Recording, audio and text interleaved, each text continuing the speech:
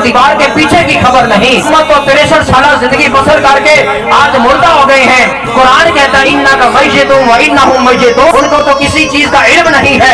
मोहम्मद को किसी की बख्शिश करने पर कादिर नहीं। मोहम्मद तो दीवार के पीछे किसी बात को नहीं जानते। मकसद ये है कि जब मोहब्बत इतनी ज्यादा होती है कि इत्तिबा करने का जज्बा भी इतना ज्यादा होता है। जब हम किसी शादी ब्याह के मौके पर इकट्ठे होते हैं तो हम अपने बाप दादों की बातें अपने बच्चों को बताते हैं। जब हम किसी तकरीर में जमा होते हैं तो हम कहते हैं जी कि मेरा दादा ऐसा था, मेरा नाना ऐसा था, मेरा फला ऐसा था। बच्चों के सामने हम बयान करते हैं। ताकतवर था, वो पहलवान था, वो कुश्ती लड़ा करता था। बच्चों के सामने अपने बड़ों की अच्छाइयाँ बयान करते हैं, उनके औसाफ, उनके कमालात बयान करते हैं। उनको सुनकर बच्चों के दिल में हमारे बाप दादों और बड़ों की मोहब्बत पैदा होगी। इसके बाद अक्स ये कहेंगे मेरा जो दादा था वो बड़ा बुज़दिल आदमी था, मेरा मौका वो मैदान छोड़कर भाग गया। मेरा जो फलां जो था वो इंतहा दर्जे का जाहिल था, उसे तो पता ही नहीं था किसी भी चीज का। ये अल्फाज अगर बच्चों के सामने बयान करेंगे तो फिर उनके दिल में मोहब्बत पैदा होगी। फैसला करके बताएं। यकीनन जब बड़ों के औसाफ, उनके कमालात, उनकी खूबियों की अच्छाइयाँ बयान करेंगे उनके दिलों के अंदर मोहब्बत पैदा होती है। तमन्ना करते हैं कि काश हमने भी उनको देखा होता। कहते हैं कि चले अगर उनको देखा ना सही कम अज कम उनके नक्शे कदम पर तो हम चले।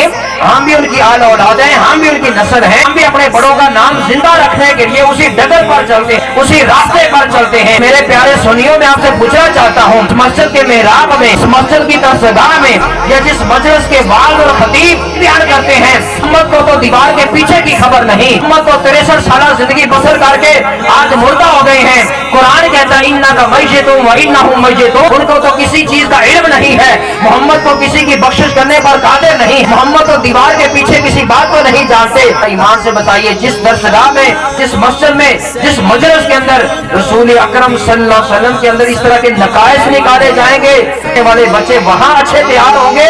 जिस सुन्नी की महफिल के अंदर मोहम्मद मुस्तफा के मुजज़ात बयान किए जाएंगे, बच्चों को बताया जाएगा। हम बच्चे जो होते हैं छोटी उम्र में खिलौनों के साथ खेलते हैं। मोहम्मद मुस्तफा की शान ये है, हजरत आमरा के घर में है, के अंदर है, उंगली के इशारे के साथ आसमां के चांद के साथ खेल रहे हैं। फिर बताया जाए कि बड़ी से बड़ी साइंस और टेक्नोलॉजी आज चांद को टुकड़े नहीं कर सकी। मुस्तफा की एक उंगली का इशारा चांद को 2 टुकड़े करके वापस ले आता है।